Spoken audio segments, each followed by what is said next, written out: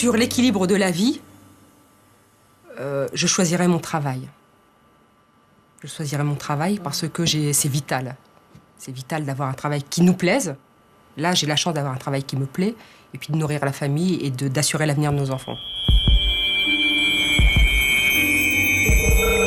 C'est vrai que quand on n'a pas de travail, vous avez le sentiment que vous ne faites rien, que vous êtes nul, que la vie n'a pas d'intérêt. Avec le travail, on est toujours en lien avec les autres. Donc, si le travail manque, si l'activité manque, il n'y a plus ce lien avec les autres. Alors ça, c'est pas anecdotique, c'est fondamental.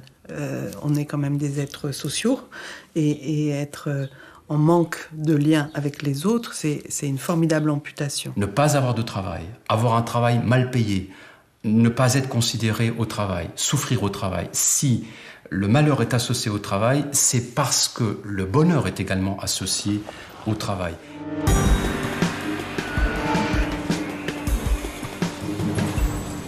Une enquête récente montre que le travail arrive en deuxième position après la santé comme condition du bonheur, largement devant la famille, l'argent et l'amour. Cette attente des Français semble paradoxale quand on constate l'augmentation considérable de la souffrance au travail dans les 10 dernières années.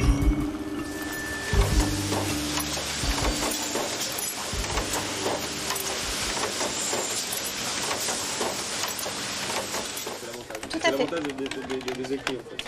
Exactement. Le travail est une servitude volontaire. Elle est volontaire parce que nous ne sommes pas des esclaves, parce que nous ne sommes pas des serfs. Nous allons volontairement au travail tous les jours. Il faut le reconnaître, il faut l'accepter. Il y a toute une présentation de la société, du travail comme un privilège. Donc forcément, quand vous en avez un, vous allez au boulot, vous dites « Ah, j'ai de la chance ».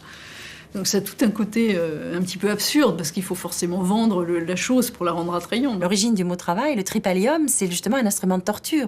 Donc on voit bien que dès le début, cette notion de travail est une notion terriblement mêlée de souffrance, terriblement mêlée de quelque chose de dur. Hein. C'est en même temps la souffrance, le plaisir, c'est un amalgame de tout ça. C'est un amalgame de colère aussi, par rapport à tous ceux qui ne savent pas ce que c'est que le travail.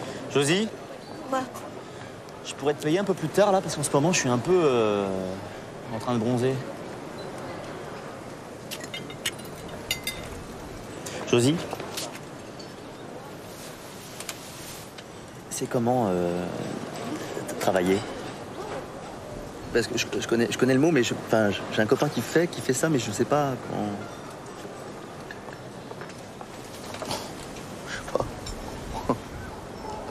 Tu es libre d'aller travailler tous les matins. Mais tu peux aller travailler où tu veux tous les matins. Mais tu vas travailler tous les matins. Qu'est-ce qu'on attend? Bah l'heure. On dirait vraiment pas que tu travailles ici depuis 7 ans. Ah. C'est moi. On est là, allons-y. Allô? Bon, on ne se chamaille pas pour le téléphone. Oui. C'est tous les jours la même chose. Alors vous faites le téléphone, vous mangez les dossiers. Allez. Vous la dactylo là. Dactylé.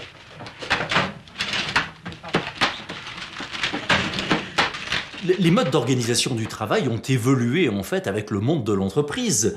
Et l'entreprise a connu depuis sa naissance au 19e siècle à peu près 3 grandes phases. La première phase, c'est ce qu'on appelait le taylorisme, qu'on pourrait résumer à travers une formule qui est « travail et tais-toi ». Puis la deuxième phase, ça a été le fordisme, c'est « travail, tais-toi et consomme ».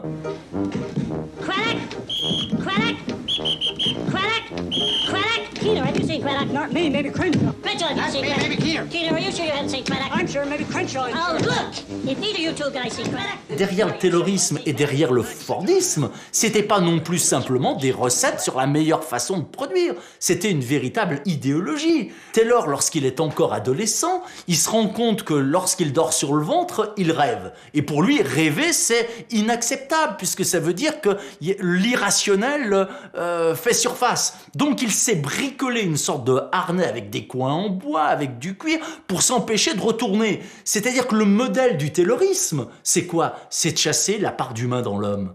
Et Taylor le résumait très bien. Il disait que son objectif, c'était la théorie de l'homme bœuf. C'est-à-dire de l'homme bestial qui réduit un certain nombre de mouvements tout bêtes. Quand vous êtes sur les chaînes de montage, où il faut que vous vissiez le corps de la cafetière, par exemple, que vous vissiez la plaque chauffante sous la cafetière, et que vous avez cette saloperie de hantise du numéro qui arrive, et quelquefois les vis qui sont mauvaises, et vous n'arrivez pas à enfoncer les vis, et vous travaillez des mois et des mois comme ça, et un jour vous vous retrouvez avec un canal carpien, vous vous retrouvez avec une tendinite, et vous vous dites, mais pourquoi je reste? Mais pourquoi je reste? Et c'est une question qui revient, je crois, en permanence. Et pourquoi je me marre aussi? Et pourquoi, alors que j'ai mal partout, j'ai rigolé avec les copines? Et pourquoi j'ai trouvé cette saloperie de cafetière belle?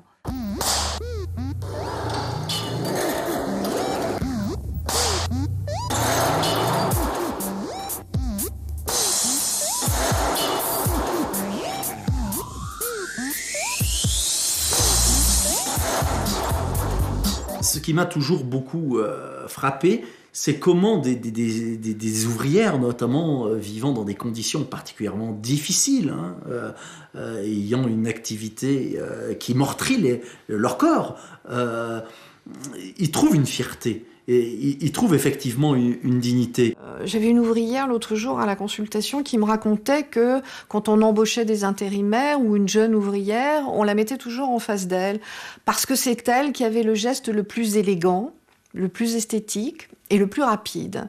Donc il y a toujours à côté du plus efficace la notion d'esthétique et la notion de beauté. C'est grâce à cet investissement des valeurs personnelles que la plupart des salariés arrivent à tenir ce que de l'extérieur on considère comme étant du sale boulot. Je me rappelle d'une étude qui avait été réalisée à la Régie Renault il y a une quinzaine d'années. On avait demandé aux ouvriers de respecter pour une fois strictement leurs obligations. Et on savait bien qu'il allait avoir des problèmes.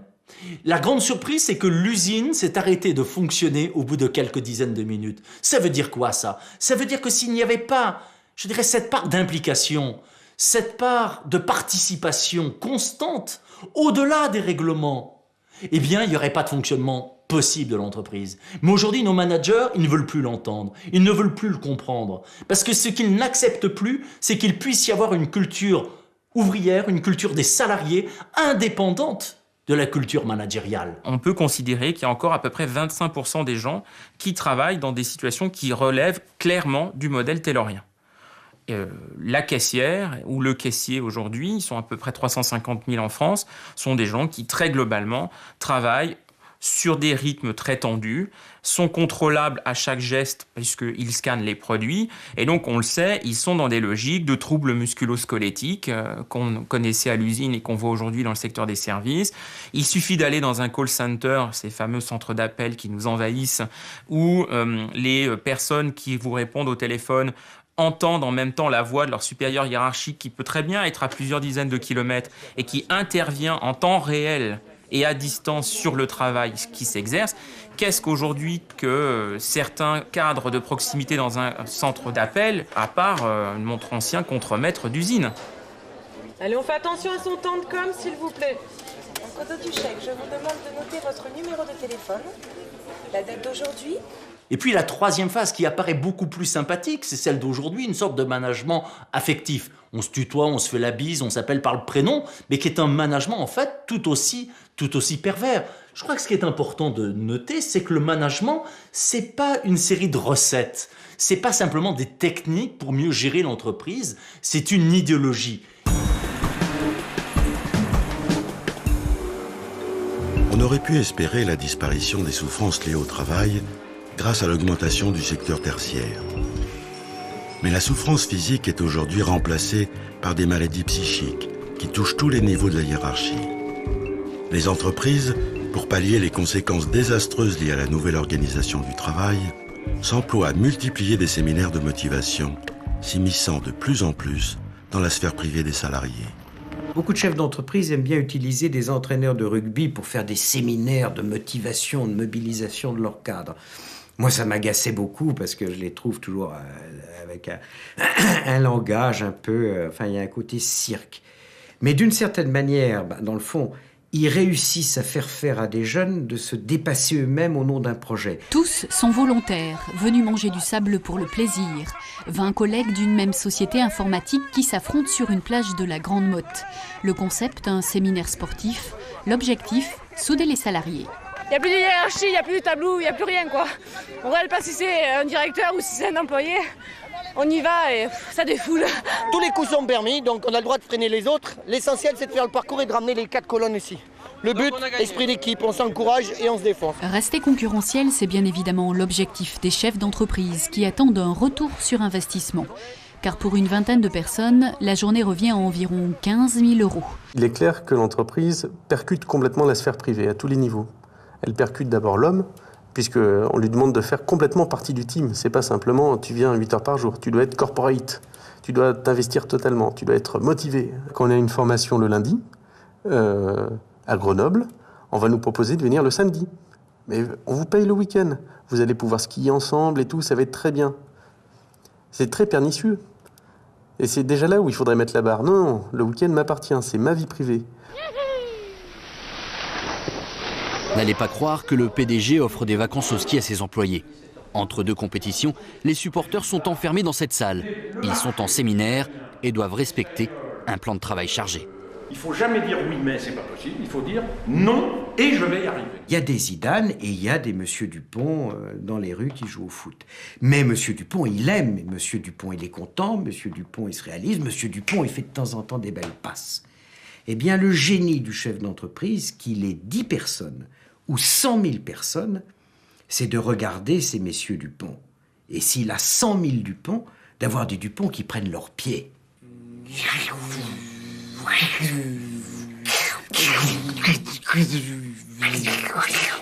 No, Luke, I am your father.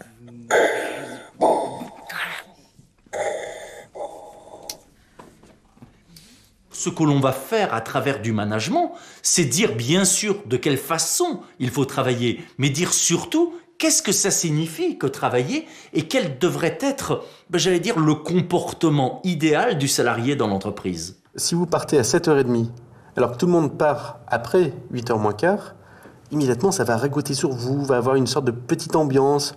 Ouh là là, toi, tu sais, t'es mal vu en ce moment. Les ragots de couloir. Plus vous êtes sur des jobs difficiles, pensez notamment aujourd'hui à tout ce qui peut être les vendeurs, plus on va organiser pour vous des sortes de grands meetings, des sortes de grandes soirées, sortes de grandes messes pour essayer de vous doper, pour essayer effectivement de vous donner les moyens de continuer. Parce qu'on sait qu'autrement, je dirais, sans ce dopage psychologique, c'est pas possible. Pour se préserver du côté accaparant et stressant et pressant de notre activité professionnelle, il faut, dans mon esprit, il faut essayer de garder des frontières. Et on ne peut pas dire qu'on a toujours le choix.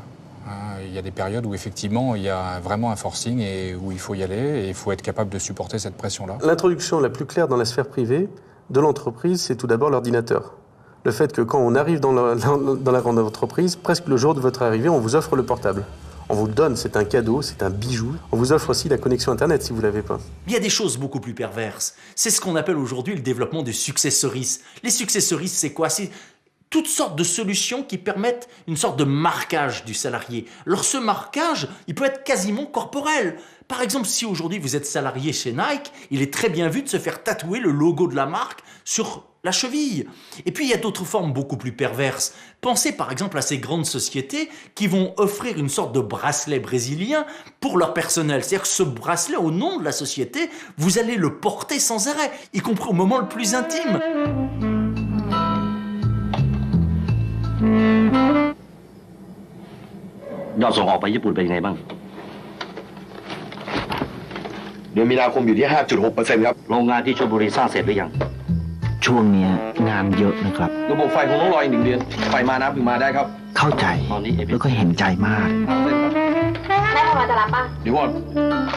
Ce qui est assez troublant, c'est que finalement l'être est récupéré en tant que tel, il est transpercé.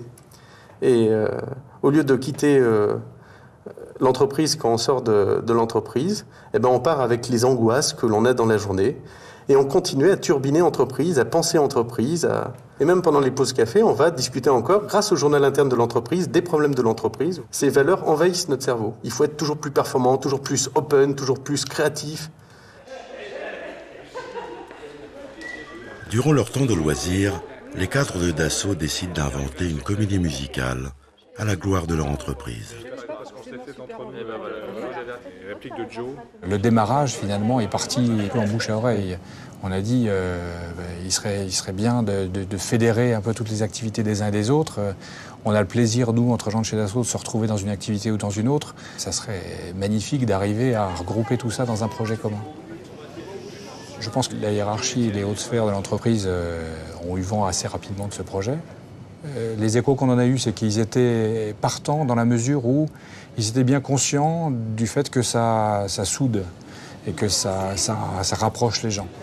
Et que du coup, ça crée des liens qui ensuite bénéficient au fonctionnement concret et quotidien de l'entreprise.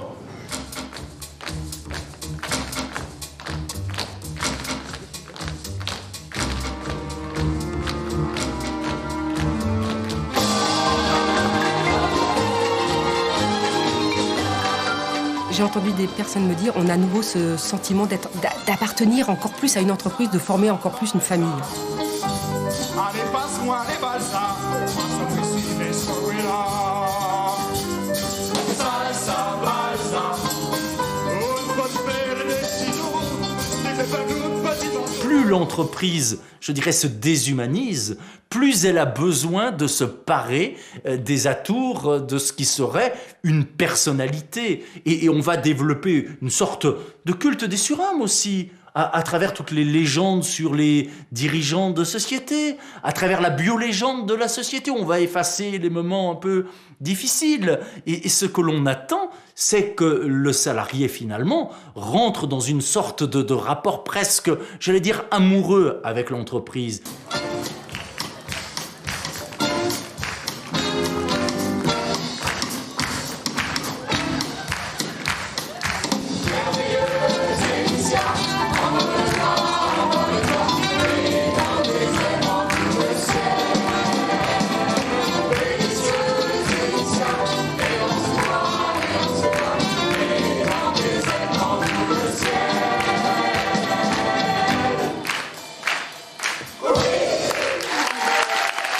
Quand les choses sont bien faites, sont bien bouclées. Donc c'est vrai que mener un projet, même si c'est une petite affaire, le prendre au départ et puis voir le travail accompli, ça peut être une source de satisfaction aussi.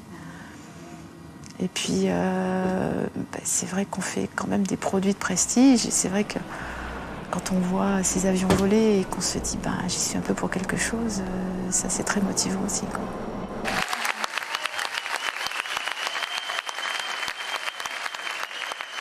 Je serais dirigeante, mes employés m'offriraient ça. Je pense que je serais émue et touchée et bouleversée. On en a fini au XXe siècle avec deux totalitarismes. Eh bien, nous sommes menacés effectivement par un nouveau totalitarisme qui peut peut-être apparaître plus soft, mais qui n'en est pas pour autant moins dangereux, tout simplement parce qu'il est en train de réussir ce que les autres n'étaient jamais arrivés à faire, c'est-à-dire une sorte de totalisation de l'individu, de réduction de l'individu à une seule de ses dimensions, qui est la dimension économique.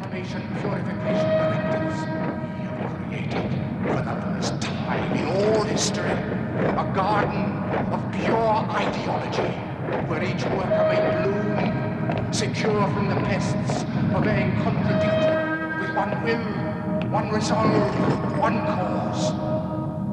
Our enemies shall talk themselves to death, and we will bury them with their own confusion. We shall prevail.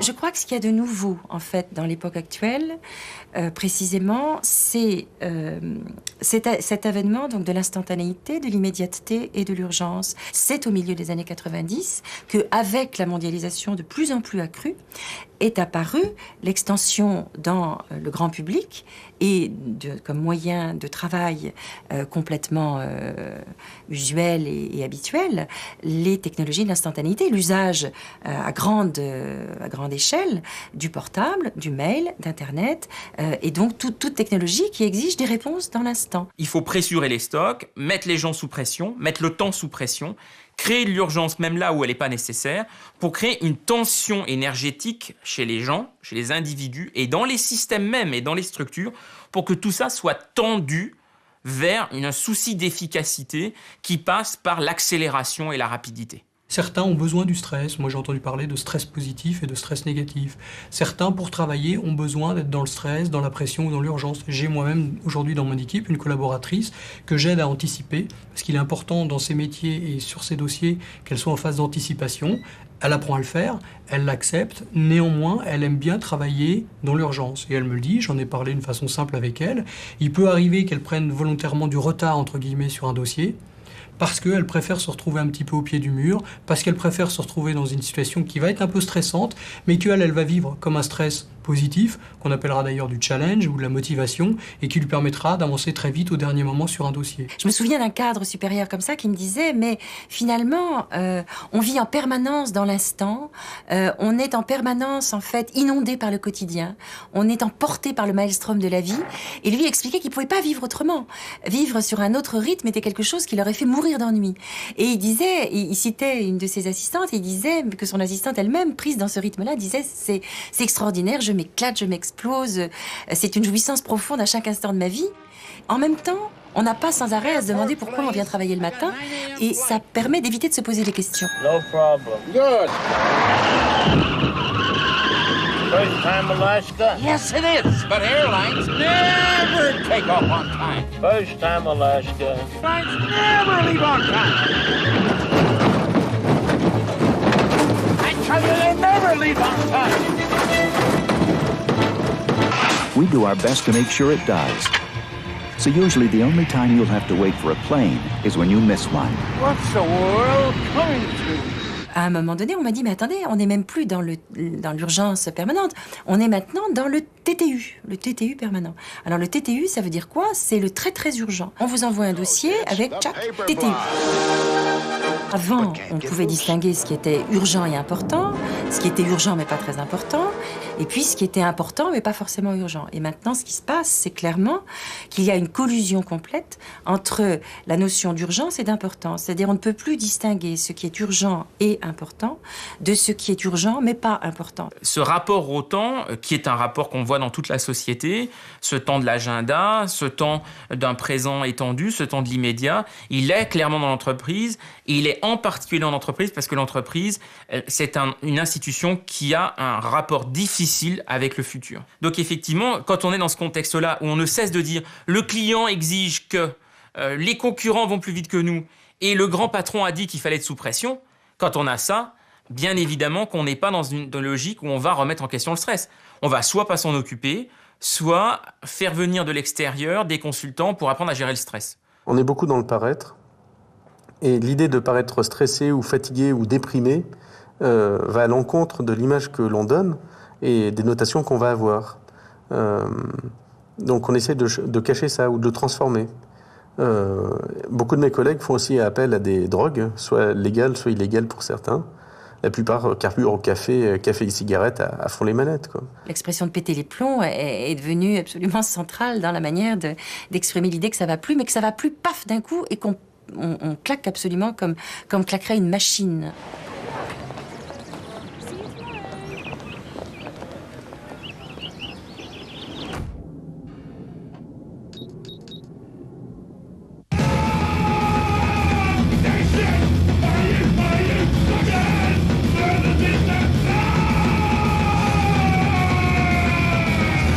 quand on regarde aujourd'hui la souffrance au travail, je ne crois pas qu'on puisse dire que la souffrance en tant que telle, je dirais, se développe, parce que c'est pas du quantifiable. Et la dureté physique qui était celle du travail au 19e siècle était aussi considérable. Mais en même temps, ce qu'on est bien obligé de dire, c'est qu'il y a un développement des pathologies physiques et mentales. C'est-à-dire qu'il y a de plus en plus de gens qui perdent leur vie en la gagnant.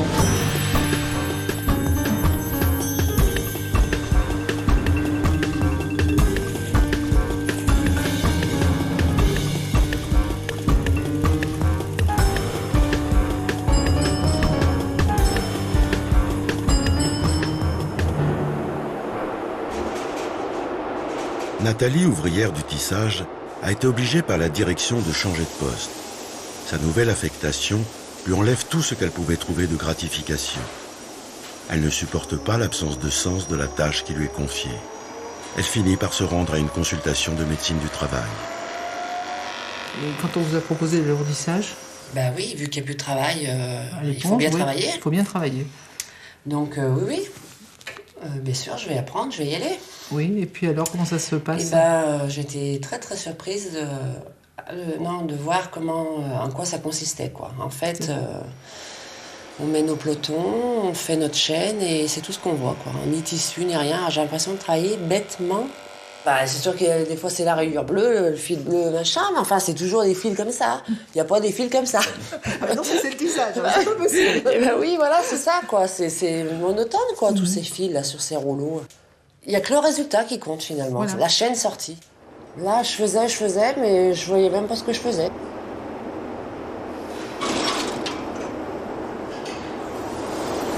Et je dis, le travail, on est quand même 5 jours sur 7. Si on est mal, mais c'est terrible, quoi. Oui. Il y a 5 jours où c'est l'angoisse, quoi. Si on n'aime pas ce qu'on fait, ben non. Il faut être content d'aller au boulot, je sais pas, moi j'y vois comme ça, moi. Parce que le peu de temps que j'étais pas bien, là, ça galère d'aller travailler. Hein. Si j'aurais pu me faire mal pour rester chez moi, j'aurais presque fait, quoi. Mais c'était invivable, moi je voulais m'en aller de chez Devoux. Quitter l'entreprise, démissionner. Oui. Ah oui. Ah oui, vous en étiez là. Ah oui, mon mari m'a dit, je veux bien, mais je veux pas que tu fasses non plus 50 km, quoi. Ici, tu vas y travailler où? Oui. Il dit, pense que t'es quand même à côté, quoi. Mais bon, maintenant c'est passé, ça va, ouais. Ça va. Voir que finalement ce que je fais c'est bien fait et que ça va bien tisser, c'est parce que c'est Nathalie qui a fait. Alors là, je suis contente. J'y suis quand même arrivée, hein.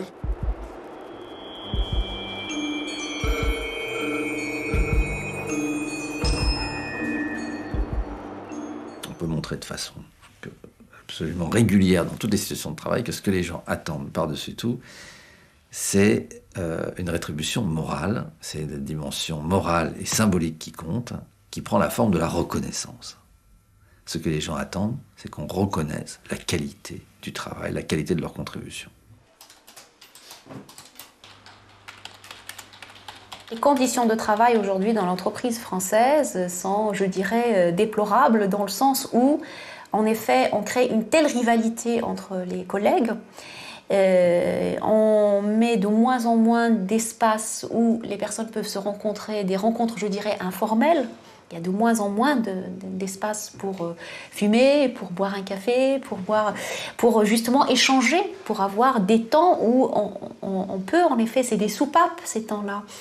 On peut s'extraire à l'attention de l'entreprise. Il y a de plus en plus d'open space. Ça nous donne l'impression que les gens travaillent ensemble, mais en fait, ils ne travaillent pas si ensemble que ça.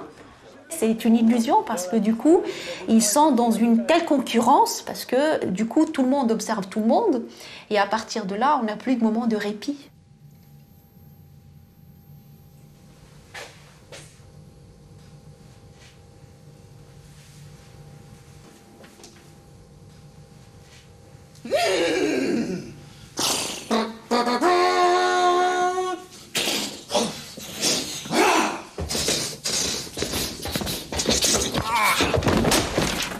Ce que je crois effectivement, c'est qu'il y a quand même un certain nombre d'années, enfin moi je l'ai vu autour de moi, les gens ils rigolaient dans les entreprises, c'est-à-dire ils arrivaient le matin, on s'amusait, enfin il y avait le côté un peu gai, un peu festif, un peu camaraderie en fait, qui était vraiment très agréable et qui maintenant dans beaucoup de structures a complètement disparu. On a toujours des bons salaires, mais tout ce qui est à côté on l'a plus. Il n'y a plus l'ambiance, il n'y a plus les rapports entre salariés amicaux qu'il y avait avant. Maintenant, on a la direction à individualiser le travail, les tâches, etc. Et les gens se parlent de moins en moins, quoi. Eh ben avant, on était dans une bonne petite entreprise peinarde, sympa, avec le côté affectif, un patron souvent sympa, parfois une peau de vache, mais on aimait bien sa petite entreprise, son petit café, son petit truc, ses petits copains, et on allait à la pêche, etc. Tout ça, ça n'existe plus. Bonjour Sandrine. Bonjour. Vous vous êtes occupée des 50 lettres commandées? Voilà, c'est posté. Au fait, génial la campagne de mailing, avec leur nouveau fichier prospect. Ah Bertrand, et les 50 000 catalogues envoyés en Espagne et en Italie? On a déjà 1200 commandes, on est très confiants. Ça y est, avec l'archivage électronique des factures, on réduit les coûts de stockage de 80%.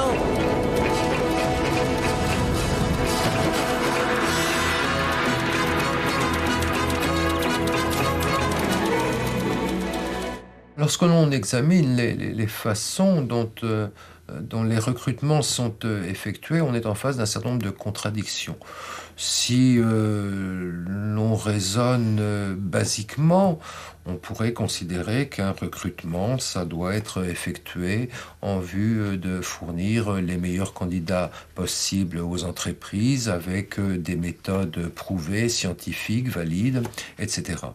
Or, ce que l'on observe, c'est pas du tout le cas. Systématiquement, c'est l'allégeance qui est préférée. On préfère un candidat qui soit très allégeant, quitte à ce qu'il soit dans chacune des autres dimensions de la personnalité, classé à un niveau beaucoup plus bas. Tous ces pseudo-tests psychologiques, tous ces jeux de rôle que l'on organise pour sélectionner le personnel, je vous dirais qu'avant tout, ça a pour objectif de voir ceux qui acceptent de se soumettre à ce jeu stupide. Parce qu'on a plus de probabilité qu'ils acceptent ensuite de jouer le rôle qu'on attend d'eux dans le monde de l'entreprise. Vous avez un très bon CV, d'excellentes références, monsieur Dugenoux. Mais avez-vous de la chance? S'il en faut, j'en aurai. Je vais vous faire gratter quelque chose. Graphologie. Non, test illico. Beaucoup plus rapide. Alors 5000. Vous avez une chance insolente.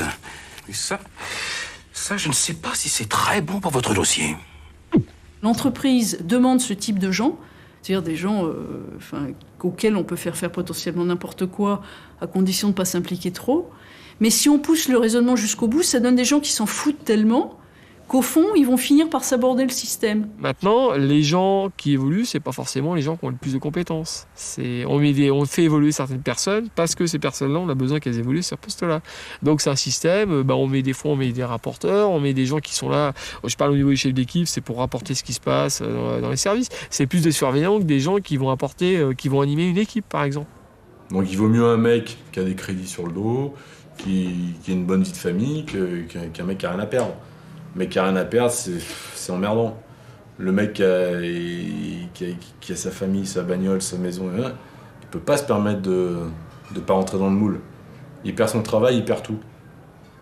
Donc il vaut mieux des mecs comme ça, c'est sûr. C'est encore une fois, c'est de l'esclavage, quoi. On verrouille tout et le mec a pas le choix.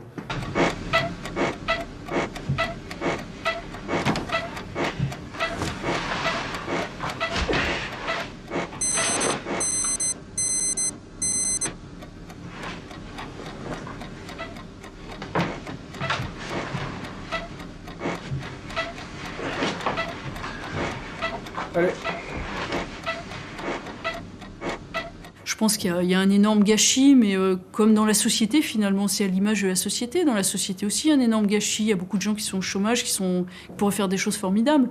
Donc c'est à cette image, en fait, au fond. Et puis, effectivement, il y a aussi beaucoup de gens dans les entreprises qui sont parfois surdiplômés, qui font des choses qui sont un petit peu bébêtes, alors qu'ils pourraient faire des choses beaucoup mieux, mais qu'on ne sait pas quoi leur donner à faire. On ne s'étonnera pas, là non plus, de trouver de la discrimination et de l'inégalité.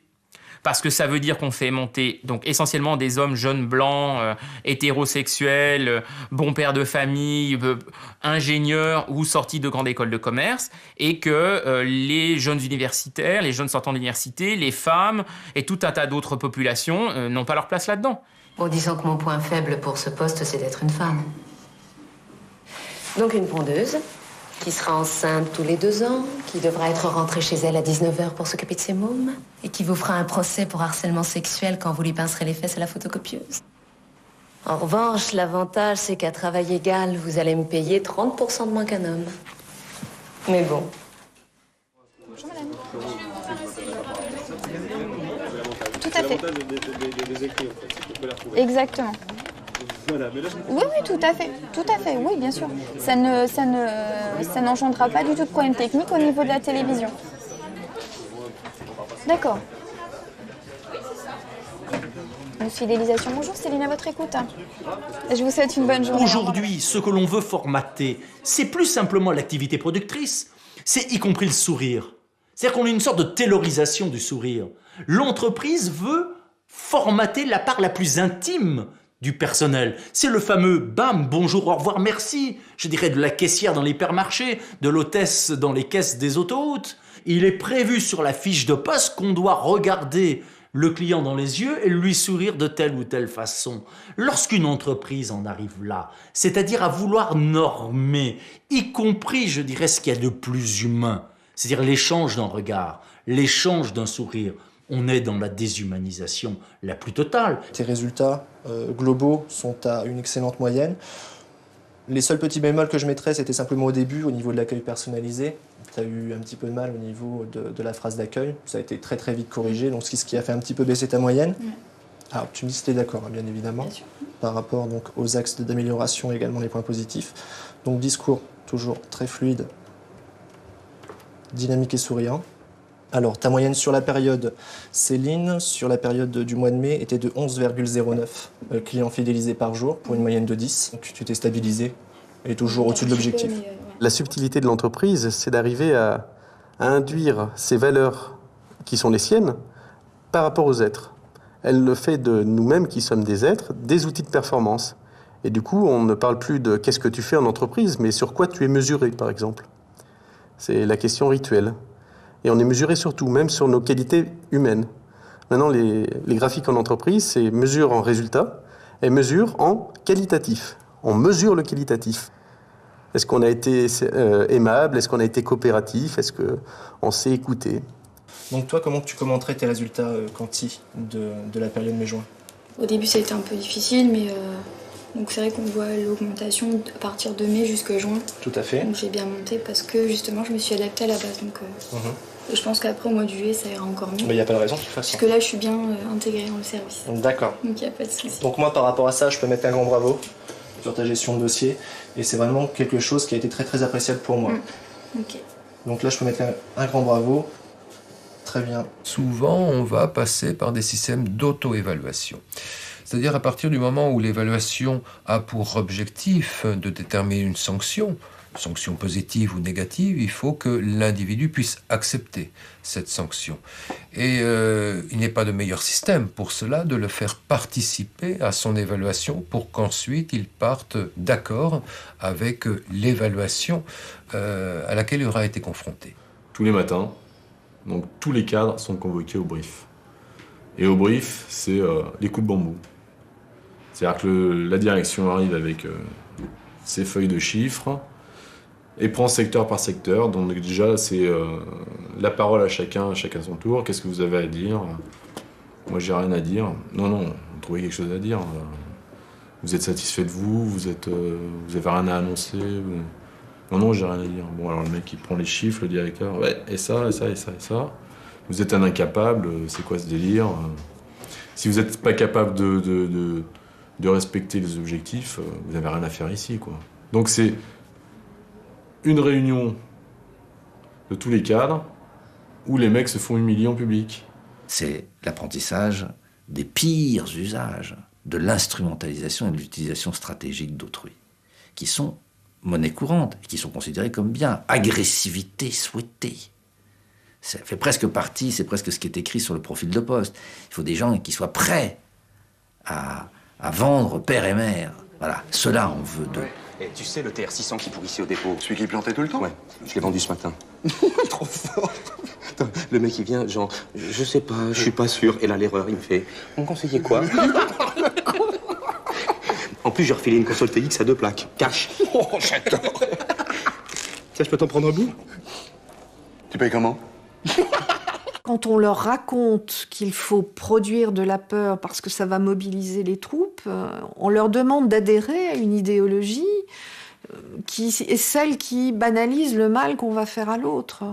Banaliser le mal qu'on va induire dans la chaîne, dans l'atelier ou bien sur le plateau technique téléphonique, ça implique de se couper de la souffrance qu'on éprouve soi-même, hein, donc la mise en place d'un bétonnage extrêmement puissant vis-à-vis de ses capacités de compassion, d'empathie.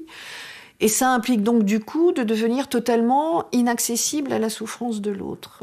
Et une fois que ça c'est en place, alors on peut raconter l'idéologie sur la guerre économique. On est tous des soldats et donc on n'a pas d'autre choix que de demander à tout le monde de faire plus. Et on n'a pas d'autre choix que d'utiliser ces méthodes-là. Elles sont devenues nécessaires.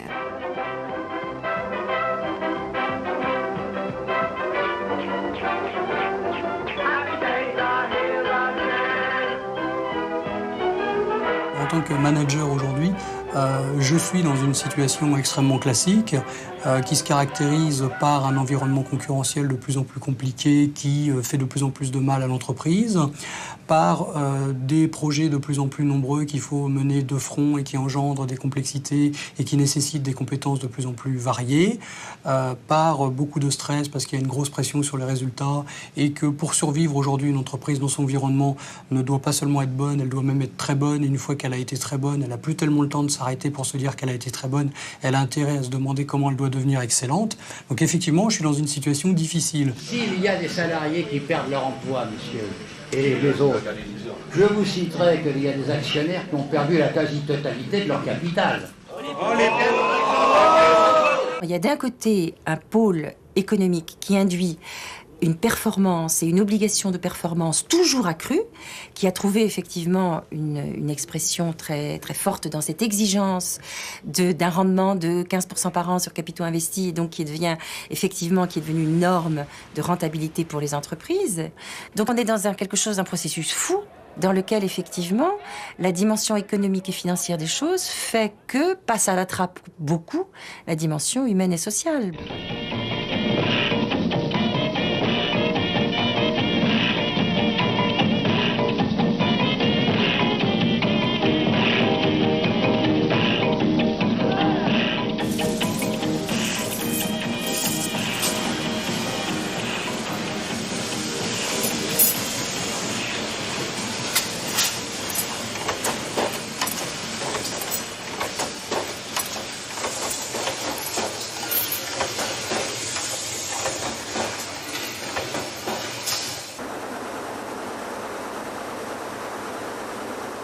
Chaque métier, il y a un chef, il y a des compteurs, ils disent combien il casse de fils par jour, combien il fait de rendements, combien il s'arrête des fois par chaîne, par tram. Chaque métier, il est contrôlé par ordinateur. Il y a le total de tous les métiers, combien on a fait des millions de tweets par jour.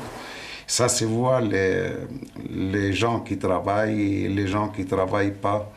Il y a les compteurs qui nous surveillent comme pour les camions, les mouchards. Ils disent tout, comment vous avez conduisé, comment on est exactement pareil. C'est une nouvelle forme d'organisation du travail, c'est une vraie révolution qui a toujours été le rêve des organisateurs, mais qu'ils n'avaient jamais pu mettre en œuvre jusqu'à ce que l'informatique soit là. Et tout à coup, ça devient possible. À partir de ce moment-là, dans la mesure où chacun peut être contrôlé individuellement, et pire que ça, on peut même maintenant exiger, puisqu'on lui dit après tout, vous débrouillez, pour le chemin que vous empruntez, ça ne m'intéresse plus, le mode opératoire, je vous le prescris plus, ce que je veux, c'est le résultat. Ce qui peut arriver avec le flux tendu ou la pression que les salariés se mettent par rapport à l'organisation d'entreprise, c'est par exemple de chanter les sécurités pour faire plus de pièces dans le même temps.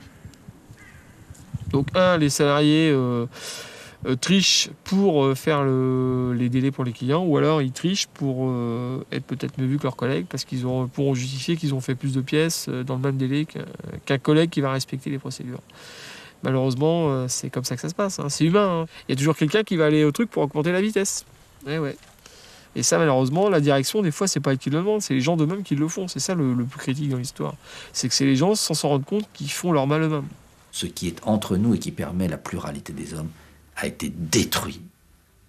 Ce monde a été détruit par les formes d'organisation du travail, et notamment par les nouvelles formes que sont l'évaluation individualisée des performances, la qualité totale, qui est le pire des contresens théoriques possibles. Qu'est-ce que ça veut dire? Ça veut dire que je vais évidemment frauder pour essayer de faire croire que j'ai la qualité totale. Donc tout le monde ment.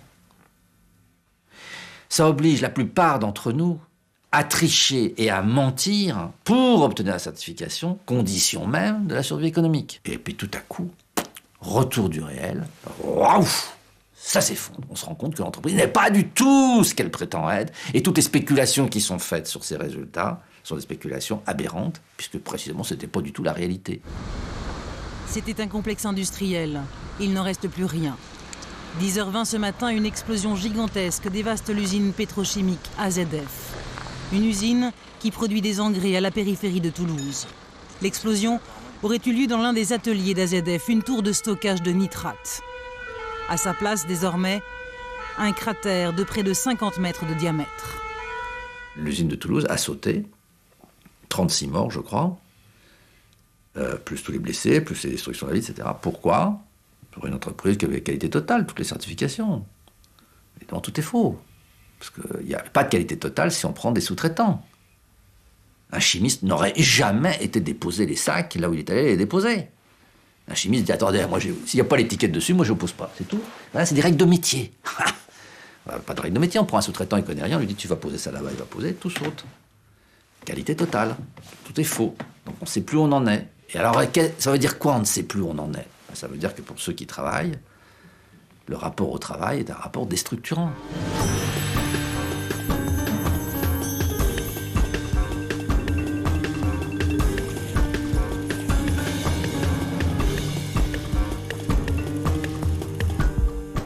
OPA hostile, chevalier blanc, état-major, commandement, cadre de première ligne, capitaine d'industrie, éliminer la concurrence. Voilà, point de suspension.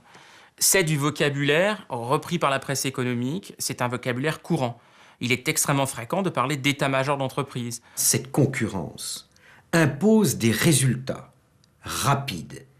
Et effectivement, pour atteindre ces résultats rapides, ça peut aboutir à des décisions qui ne sont pas forcément des décisions qui font plaisir à des opérateurs. Qui dit réduction de coûts? On ne réduit pas les coûts d'une entreprise seulement par les hommes, mais on les réduit aussi par les hommes.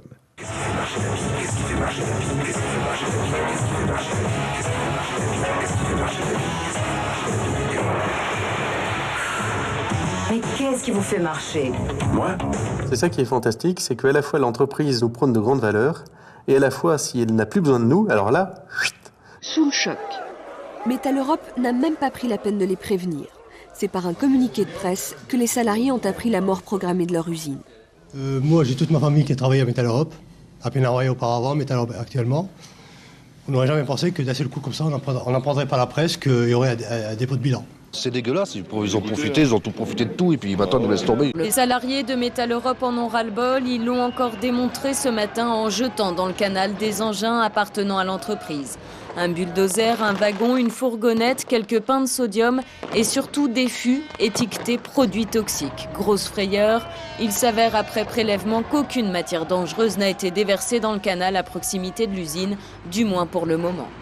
On sait comment les cadres peuvent aussi être comme éliminés, entre guillemets, de manière assez rapide. J'en ai vu que des vigiles étaient venus chercher pour les sortir de leur bureau en fermant tout à clé, sur un mode quasiment mafieux. D'autres qui reçoivent le lundi matin un mail leur annonçant qu'ils ne font plus partie de l'entreprise. Et puis tous ceux qui, à 50 ans et un jour, savent qu'ils vont faire partie du plan social. De toute façon, et ça m'a été dit clairement par mon directeur, il était dans ses objectifs de me faire quitter l'entreprise dans les conditions a priori les plus favorables pour l'entreprise, c'est-à-dire de me faire démissionner. Et ça se traduisait par des discours qui étaient très clairs, des choses qui peuvent s'apparenter à des menaces de mort. « I want to kill you ». On a vu des cas complètement fous de DRH en position d'être dirigeant, faire des plans de licenciement avec des cadres dedans, et ensuite se retourner en tant que salarié contre leur employeur parce qu'ils étaient le dernier de la liste. Leur entreprise, IBM, numéro 1 mondial de l'informatique, supprime près de 1000 emplois en France. Tous se sentent visés. Je fais comme tout le monde, je peux être concerné du jour au lendemain, par une mutation, un licenciement, une délocalisation, comme tous mes collègues. Pour beaucoup d'ailleurs, c'est la première fois qu'ils participent à une journée d'action. Nous en sommes collectivement au point où nous associons même les idées de vie et de mort à l'entreprise. Par exemple, en 2002, à Romorantin, il y a eu une manifestation importante organisée par tous les syndicats. Et en tête du cortège, il y avait une banderole signée donc par tous les syndicats qui disait « Si Matra s'en va, la vie s'en va ». Pour la première fois dans l'histoire de l'humanité, nous sommes en train de vivre les prémices du capitalisme pur. Ce matin, à l'instant même, le verdict qu'on attendait a tombé. Le site de l'ECA, il va fermer. La nouvelle avait beau être attendue, elle est tombée comme un coup près sur les salariés de Moulinex-Lesquin. Des employés dont la moyenne d'âge atteint 48 ans et qui ont l'impression d'être sacrifiés avec leur entreprise. C'est pour le profit qu'ils ont fait ça, c'est pour le pognon, parce que nous on est productifs. Thomson, brand vedette, des produits qu'on a créés, tous les produits qu'on a lancés, c'est des bébés qu'on a lancés dans la nature et ils nous ont tout pris ça. Ils nous ont tout pris ça pour faire dans les pays étrangers. La souffrance, elle vient après quand vous vous rendez compte que vous avez perdu votre statut, que vous avez perdu ce qui pour vous appartenait ou vous croyiez vous appartenir. Cette usine, cette vie que vous avez passée là-dedans, ces 30 années pour la plupart d'entre nous. Et vous vous dites, mais qu'est-ce que je suis ? Qu'est-ce que je suis réellement ? Qui je suis ? Qu'est-ce que j'ai fait de ma vie ? Qu'est-ce que je vais devenir ? Qu'est-ce que je vais devenir demain ? J'ai 50 ans, j'ai pas de diplôme. Ma boîte ferme. Qu'est-ce que je vais devenir ? Et là, vous vous rendez compte de l'immensité que cette boîte avait pris dans votre tête. De l'immensité de ce qu'elle avait pris dans votre vie. Parce que vous avez passé les 3/4 de votre vie dans cette boîte. Et d'un seul coup, elle n'existe plus. Et en même temps, vous n'existez plus. Vous n'avez plus de statut, vous n'avez plus de raison sociale. Vous allez rejoindre la cohorte des sans-emploi.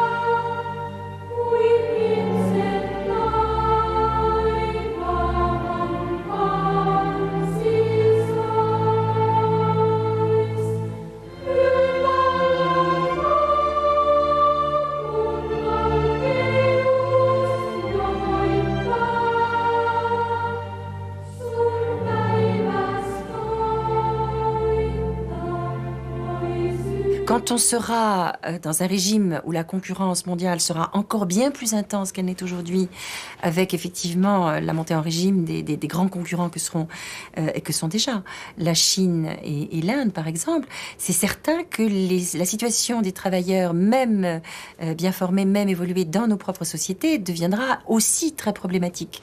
L'entreprise Nengdali a fait sa fortune avec la fabrication des chemises. 1500 ouvriers travaillent ici, avec un salaire de base qui tourne autour de 60 € par mois et des primes s'ils dépassent un minimum de production. Salaire faible et pourtant ils accourent de 60 villes aux alentours tant les besoins sont grands. C'est le cas de ce garçon qui parvient à fabriquer 700 pièces par jour. Je travaille ici 13 à 14 heures par jour et c'est un peu fatigant. Ce qu'on appelle la mondialisation, c'est l'entrepreneuriat du monde, c'est la conquête des humains par une organisation, l'entreprise. Nous sommes en guerre économique, nous sommes en compétition constamment, de plus en plus, et donc le salarié est un guerrier. Il est en concurrence et en compétition avec qui? Tous les autres salariés, pour trouver un travail et pour le garder. Et on en arrive à une planète sur laquelle un salarié se sent menacé par des salariés qui habitent à l'autre bout de la planète, qu'il n'a jamais vu, qu'il n'a jamais rencontré. Et cette planète s'organise comme une immense compétition où chacun est seul. À partir du moment où l'on veut mettre les entreprises, les pays, les peuples, les salariés en concurrence, il faut aller non seulement vers le salarié ou le cadre jetable, mais il faut aller également vers le salarié et le cadre substituable. Le recours au travail intérimaire, c'est la règle, quoi. C'est vraiment banal. Enfin, on a même des entreprises qui sont en cours de restructuration, de plan social, etc., avec des plans de licenciement, et il y a des intérimaires. C'est clair que dans certaines grandes entreprises, le volant d'intérimaire qui existe est là pour effectivement jouer ce rôle de compression, de variable d'ajustement dont on peut se séparer facilement et qu'on peut réembaucher tout aussi facilement à d'autres moments. Quand on pense que sur Paris, aujourd'hui, un SDF sur 5 travaille, ça c'est quelque chose de complètement, je dirais, inédit et monstrueux. C'est-à-dire que notre société, qui se veut très efficace, notre société produit de plus en plus de pauvres. Donc avec l'intérim, on arrive à la caricature. Comme tout est de plus en plus compliqué, le logement, les enfants, etc., on les voit s'enfoncer, quoi. Disons qu'il y en a beaucoup qui travaillent à l'intérim dont on sent qu'ils ont juste la tête hors de l'eau, quoi. L'intérim leur permet de ne pas se noyer, mais c'est limite, quoi. Can't get no way, can't draw no pay. Unemployment getting worse every day. Nothing to eat, no place to sleep. All night long, folks walking the street. Doggone, the panic is on. Ce risque de chômage devient quelque chose d'extrêmement pesant chez les personnes, qui va faire qu'on va, par exemple, accepter la souffrance ou accepter de faire souffrir. Parce qu'au moins, quand même, on est encore au travail. Chacun est dans son truc, en se disant « Oh là, si je me fais virer ou s'il m'arrive quelque chose, ça va être affreux », donc tout le monde a peur. Et finalement, ça donne quasiment une ambiance qui n'est pas très différente de ce qui se passe dans les dictatures, en fait. La peur s'est introduite, et enfant de la peur, rejetons de la peur les conduites déloyales. C'est-à-dire que comme il faut me faire mieux que l'autre, tous les coups sont permis. Les tuyaux crevés, c'est-à-dire les faux renseignements, la rétention d'informations, les crocs en jambes, toutes les vacheries sont possibles. On planque, dans des cartons, hein, on se cache dans des cartons qu'on met en réserve et on surveille une réserve.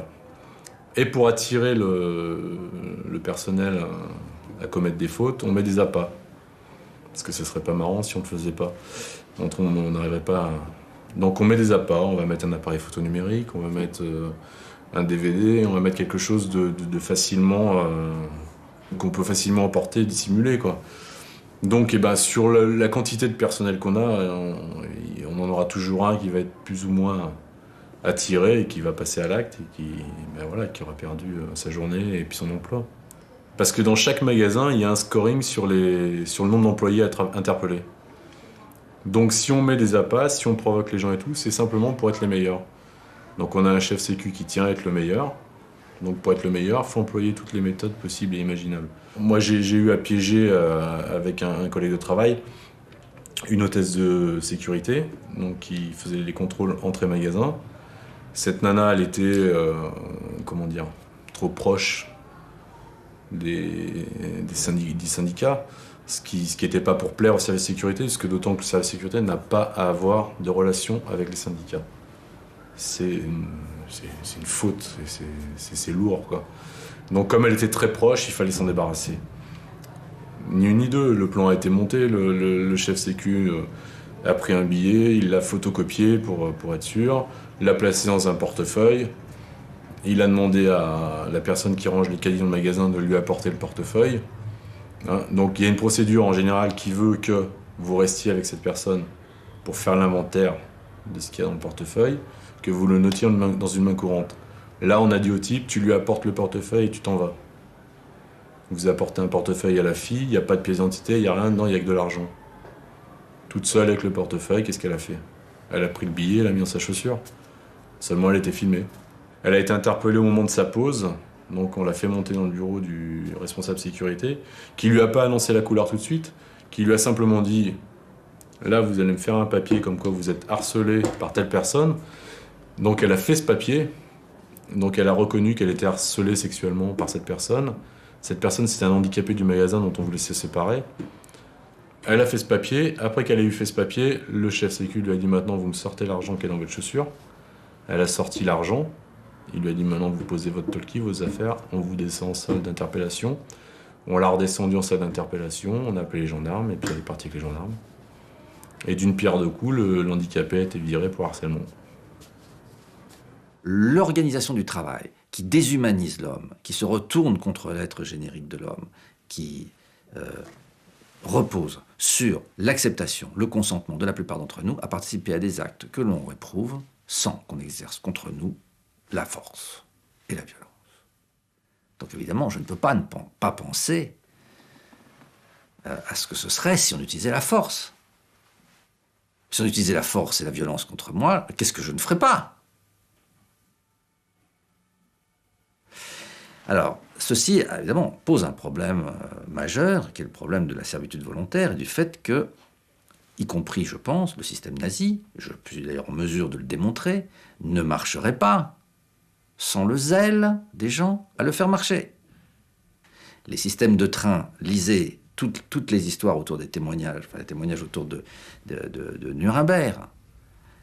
La plupart des criminels qui ont été passés dans ces tribunaux disent « Ah, moi, je n'ai fait qu'obéir ». Nous savons par l'analyse du travail que ce n'est pas vrai. Ils étaient zélés. Qui a parlé du zèle? Eichmann, qui était un serviteur zélé du système et qui parle, lui, de la manière dont il a servi le système avec toute son intelligence et tout son acharnement. Comment, devant les difficultés, il enrageait, comment il essayait de faire tourner les trains, en suspendant, bien entendu, par ailleurs, la question de savoir à quoi servaient ces trains. Enfin, il ne se suspendait pas, il savait très bien, mais ce n'était pas son problème. Il obéissait aux ordres. Il le dit, j'obéissais aux ordres. C'est très intéressant. Il obéissait aux ordres, mais pour lui, la loyauté vis-à-vis des ordres, c'était justement de mettre tout son zèle à honorer la promesse qu'il avait donnée en devenant officier.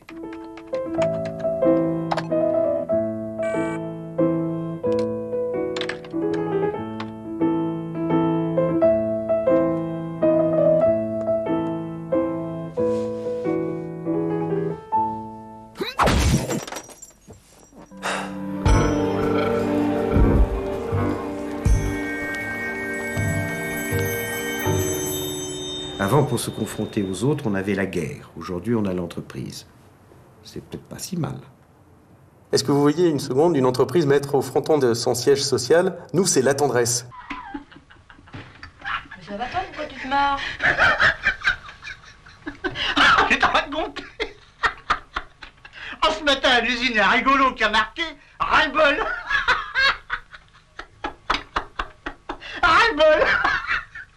Déjà, moi, si je me souviens de vous, en juillet 2004, lorsque vous venez me voir, vous êtes en arrêt de travail. Depuis presque un an, très grosse dépression, rien ne va. Et en gros, vous venez pour que je vous dise qu'il n'y a rien à faire. J'y croyais pas beaucoup. Ouais. J'arrivais au magasin, on me disait bonjour, mais durant toute la journée, on me disait rien du tout. Alors, bien sûr, j'organisais le travail, mais je m'occupais toute seule, mais on ne me disait plus comme avant, il y a telle vitrine à faire, Non, si je dérangeais, j'avais peur de déranger quoi que ce soit dans le magasin, parce que ma responsable me disait, mais non, Virginie l'a fait hier, t'as pas besoin de le faire. Et il y a eu des jours où je me retrouvais à ne rien faire du tout, parce que je ne pouvais plus toucher au rayon. Je ne voyais plus de clients, je n'avais aucun contact avec personne. Je rentrais le matin, je m'asseyais à ma place, je faisais mon travail. Je repartais le soir sans échanger un mot avec qui que ce soit. Et je devais passer au milieu d'eux pour aller déjeuner. Alors c'était très difficile, quoi, parce que là c'était vraiment c'était une claque de les voir ensemble en train de boire. Et puis moi je passais devant, il fallait même dire pardon des fois pour passer. Ce sont des gens dont on dit, écoutez, monsieur Duchemol, que votre savoir-faire, c'est bien gentil, votre métier, c'est bien gentil, mais nous, on veut maintenant des gestionnaires qui ont été rodés aux techniques de contrôle de gestion, de machin, etc. Votre savoir-faire, on n'en veut plus. Vous nous cassez les pieds avec vos règles de métier, etc. Alors maintenant, vous allez rester au placard. C'est-à-dire, vous venez là, mais bon, une chose, il est interdit de toucher au travail. C'est pas vous qui êtes malade, c'est l'entreprise qui vous a rendu malade. Et donc, la seule façon d'arriver à votre guérison, c'est premièrement de vous sortir de là, et ensuite de faire reconnaître en justice, premièrement, les mauvais traitements dont vous avez été victime, et deuxièmement, que votre employeur est l'auteur, ou en tout cas le responsable direct de ces mauvais traitements. La nuit, je dormais pas parce que ça me travaillait tout le temps, donc la nuit, je passais la nuit à revoir dans ma tête ce qui se passait, essayer de comprendre pourquoi ça m'arrivait, qu'est-ce que j'avais fait, qu'est-ce que je faisais. Très souvent, elles cherchent même, ces personnes, à trouver des explications en dehors d'elles-mêmes, et en dehors de l'auteur. Dès le début, j'ai commencé à prendre des antidépresseurs pour me sentir bien, pour pouvoir aller travailler. Mon truc, à ce moment-là, c'était me jeter du haut d'un étage, enfin du haut d'un immeuble ou du haut d'un pont. C'était me jeter, voilà, me jeter. Comme j'arrivais pas à le faire, mais je visualisais très bien dans ma tête comment ça pouvait se faire. Hein. Il n'y avait pas de problème. Je me suis laissée dépérir, c'est-à-dire que je ne mangeais plus, je ne me lavais plus, je ne me levais plus, je pleurais tout le temps, j'avais des idées de scarification. C'est souvent le corps qui met le holà et qui dit à la personne qui souffre, tu ne peux pas aller plus loin. Tu ne peux plus prendre sur toi, sinon c'est ta vie que tu mets en danger. La catastrophe, c'est arrivé au suicide. C'est arrivé au suicide parce qu'on est dans un état qu'après, on essaye d'analyser raisonnablement, on se dit, il n'y a quand même pas de quoi. Mais c'est vrai que quand on est dedans, on ne s'en aperçoit pas, et petit à petit, on arrive à un tel point de désespoir que on a envie que ça s'arrête. Souvent, ces gens, ils se sont engagés dans leur boulot pendant des années, pendant longtemps, à force de souffrir de ce rapport au travail, à force d'endurer le rapport au réel, à force de finalement surmonter les difficultés que le réel leur a réservées tout au long de leur carrière, à force de s'impliquer dans l'installation, par exemple, pour une industrie chimique, par exemple, et même dans le bâtiment, les bâtiments qu'ils ont faits, ils en ont tellement bavé de tout ça. C'est vrai, ils en ont bavé, donc on pourrait se dire, mais on les libère de leur travail, devrait être pas du tout. Parce qu'ils y ont mis le travail vivant. Y mettre le travail vivant, c'est y mettre soi-même. Je suis en partie dans tous les chantiers que j'ai faits, dans tous ces bétons dans lesquels les gens habitent, dans lesquels sont maintenant entreposés les objets du musée. Ce béton, il est ma vie même. Donc, à force de m'être battu avec ce béton, je finis par l'aimer. Et quand on me dit que tout ça, c'est inutile, on est en train de rayer Évidemment, avec une brutalité que le jeune crétin qui sort de l'école d'ingénieur et à qui on dit maintenant faut traiter les gens comme ça, n'a aucune idée, puisque on leur a enseigné avec les techniques de management, avec les techniques commerciales, à manipuler les gens comme des objets, donc à surtout pas entrer dans ce genre de choses. Mais c'est vrai que là, la brutalité est terrifiante et que, évidemment, avec quelques mots, mais évidemment qui ne sont pas que des mots. On ne peut pas faire des jeux comme le maillon faible ou Koh-Lanta ou autre sans que ça ait des répercussions dans le monde de l'entreprise. Je veux dire, quand on apprend aux gens à éliminer leurs coéquipiers, je veux dire, celui qui élimine son coéquipier au maillon faible, ça ne va pas être un syndicaliste dans l'entreprise. Lorsqu'il y aura un plan social, on va bientôt vous demander d'éliminer, de choisir, c'est qui qu'on vire. Quand à un moment vous avez compris, vous sentez que les gens ils ont plus envie qu'on se batte pour eux, c'est dommage à dire, mais on sert à quoi, quoi? C'est ça la question que je me pose aujourd'hui. C'est un syndicaliste d'entreprise actuellement, il sert à quoi? Parce qu'on peut rien faire contre la direction. Et les gens n'ont pas envie qu'on fasse non plus, qu'on aille contre la direction, parce que de toute façon, dans l'esprit des gens, la fin elle est écrite. On peut rien faire pour la changer. Quand on est dans l'obligation de recourir à un avocat, de recourir aux tribunaux, que ce soit les prud'hommes, le tribunal administratif pour les fonctionnaires ou que sais-je, ça veut dire que à l'intérieur même de son milieu de travail, on n'a pas trouvé de tiers qui puissent intervenir dans le conflit qui nous oppose avec l'encadrement ou avec moi. Donc, quid des collègues, quid des syndicats, quid de la médecine du travail, quid des délégués du personnel. Plus les forces syndicales déclinent dans l'entreprise, plus le conflit se judiciarise et se fait de l'extérieur, par l'appel à des professionnels, les juges, les avocats. Donc, oui, le changement, il est net moi, j'ai pas très envie de m'en réjouir. Hein, et il n'y a rien qui m'énerve plus que quelqu'un qui me dit vous, le harcèlement moral, c'est votre fonds de commerce.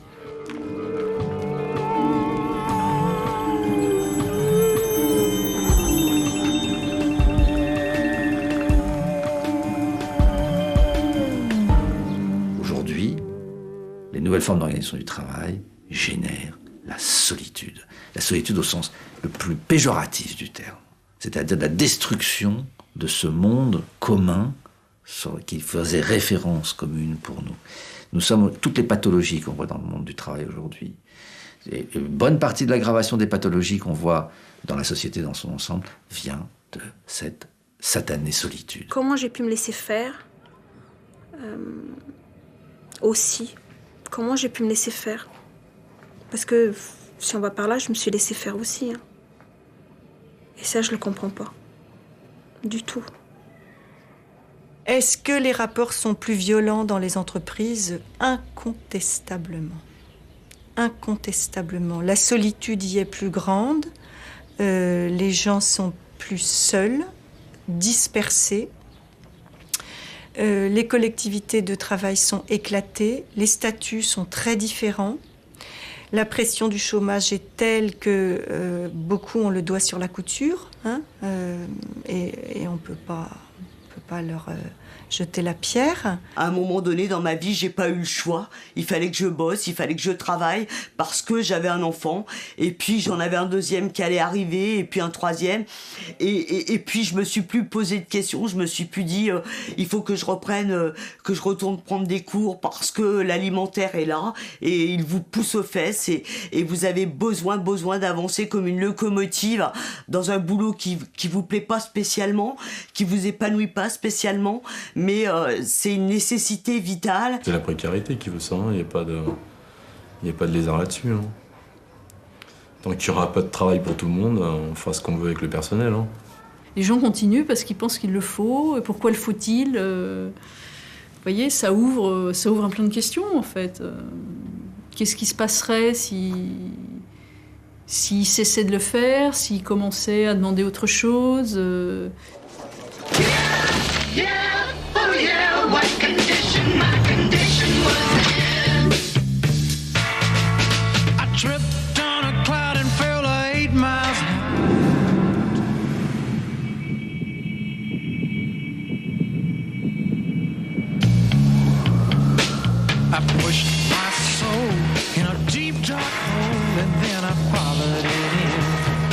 pour être heureux sur Terre, eh bien, il faut pouvoir manger, vivre, voyager, etc., etc., s'acheter des téléphones portables.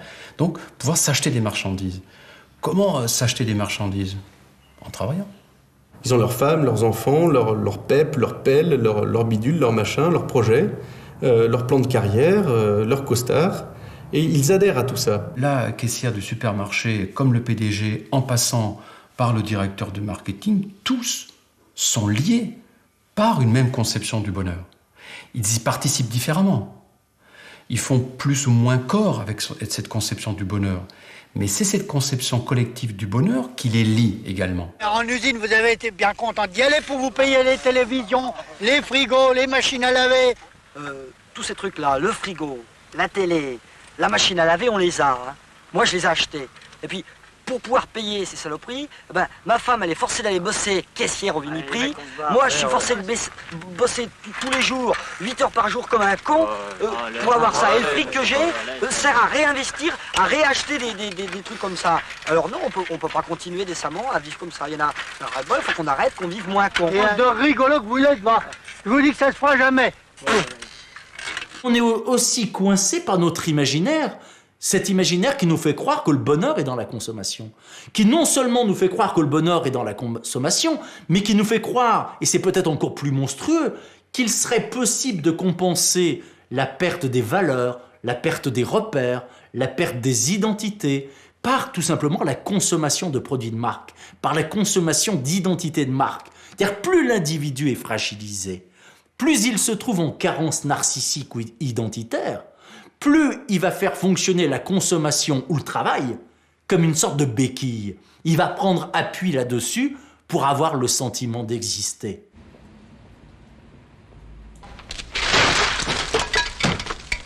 Qu'est-ce que t'es fait? Eh ben, je m'amuse. On nous dit, le bonheur c'est le progrès, faites un pas en avant. Et c'est le progrès, mais ce n'est jamais le bonheur.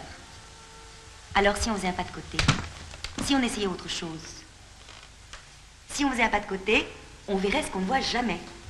Qu'est-ce que tu fais? Je regarde dans ma tête. Par imagination, nous décidions les uns les autres pour faire une expérience. De tout à coup, à partir de ce soir, de ne pas évoluer dans nos besoins. C'est-à-dire de décider, par exemple, que nous n'avons pas besoin d'écran plat pour remplacer les autres écrans de télévision. Et ainsi de suite. Que se passerait-il? Notre monde s'écoulerait de lui-même. Il s'écroulerait. Car notre monde ne tient que par le fait de créer des nouveaux besoins, d'intensifier des besoins. Et comment crée-t-on des besoins? Comment les amplifie-t-on? Comment les répond-on sur la Terre? Grâce à l'entreprise. Une entreprise est une organisation qui ne peut pas tourner s'il n'y a pas création de besoins nouveaux.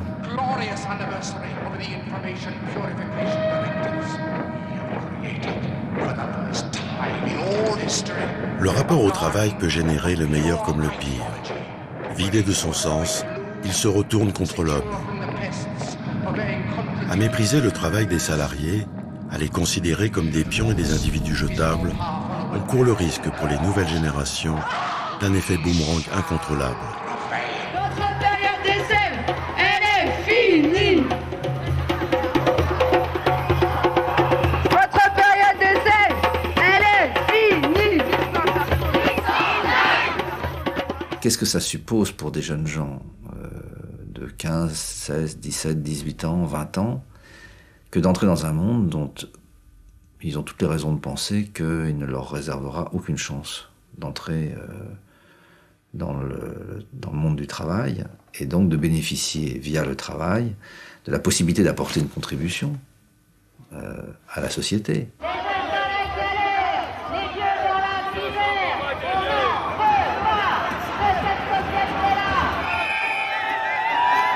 Moi, je me pose une question. Qu'est-ce que les parents transmettent à leurs enfants à table? Par exemple, qu'est-ce qu'ils transmettent? Qu'est-ce qu'ils transmettent comme rêve et comme peur? Attention, le voici, puissant, félin, redoutable, le jeune. Il est 10h, lève-toi. Le repas du soir est un moment d'intense échange.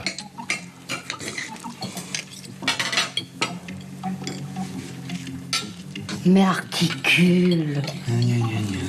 Il est dans un monde qu'il ne comprend pas. Qui est certain n'est pas certain. Et qui ne le comprend pas?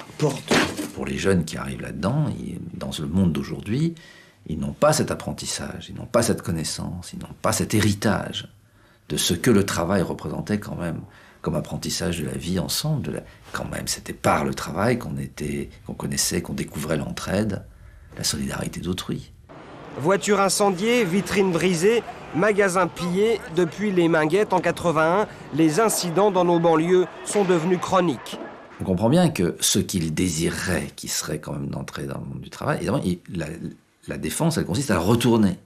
C'est-à-dire retourner le rapport au travail en disant que rien n'est plus sot, rien n'est plus bête, rien n'est plus humiliant que d'accepter de travailler.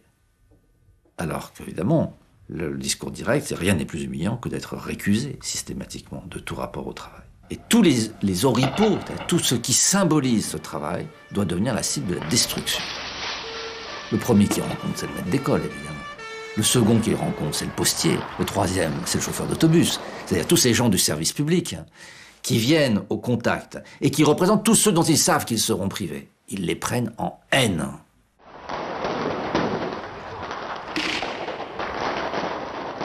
L'exaltation de la violence est évidemment l'étendard à partir desquels les mecs se réunissent pour montrer qu'ils ne sont pas des victimes du système. Ils ne sont plus des victimes. Et maintenant, c'est eux qui vont faire peur aux autres et c'est eux qui vont les humilier. Voulons-nous encore d'un monde organisé pour et par le travail? Telle est, me semble-t-il, une question fondamentale. Au revoir, président. Qu'est-ce que c'est que ce truc, Corinne? C'est Pierre. Au revoir, président. Nous sommes dans la décadence. C'est pas demain, nous y sommes. La décadence, elle est là. La décadence en tant que l'homme se nie soi-même. C'est ça la réalité aujourd'hui du travail. Et c'est ça qui évidemment pose problème. Il faut reprendre la main là-dessus, et nous pouvons, donc ça dépend de nous.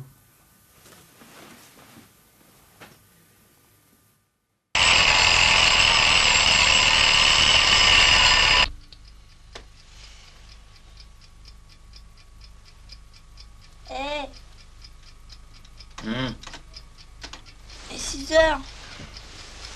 Quoi? Et 6 heures. Allez, lève-toi. Allez, ton métro. Tu vas être en retard. Rigolo, hein? Ton petit boulot.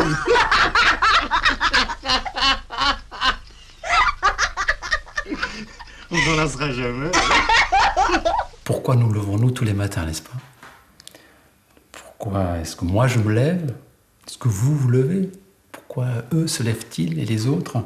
C'est difficile, c'est dur, ils souffrent, mais ils continueront à se lever de la même manière, dans les mêmes dispositions, malgré les souffrances, s'ils restent accrochés à la même conception du bonheur. C'est peut-être ce qui nous arrive.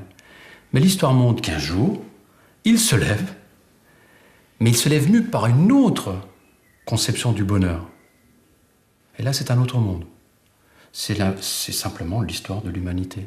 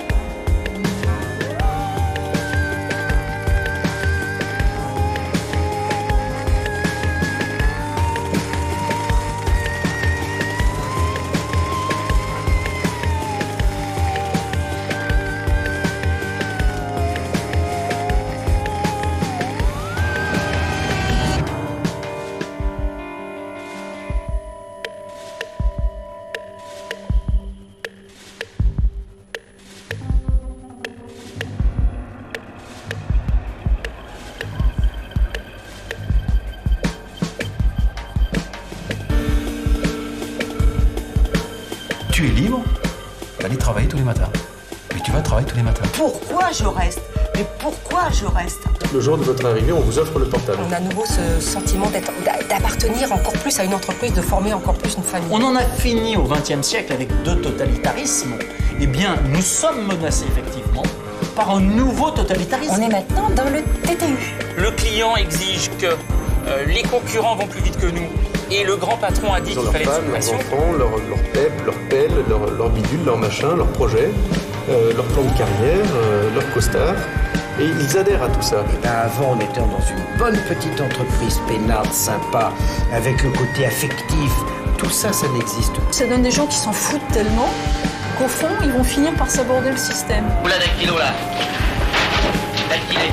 Je vous citerai qu'il y a des actionnaires qui ont perdu la quasi-totalité de leur capital. Quand on est de métier, on prend un sous-traitant, il va derrière, il dit tu vas poser ça là, il va poser ton faute. Qualité totale. Tout est faux. État-major, commandement, cadre de première ligne, capitaine d'industrie, éliminer la concurrence. Tu sais, je crois que j'ai changé de travail, ça va pas fort avec ma femme, puis le café étant terminé, vroom, on met tout ça à la poubelle et hop, on retourne bosser. Avant, pour se confronter aux autres, on avait la guerre. Aujourd'hui, on a l'entreprise. C'est peut-être pas si mal.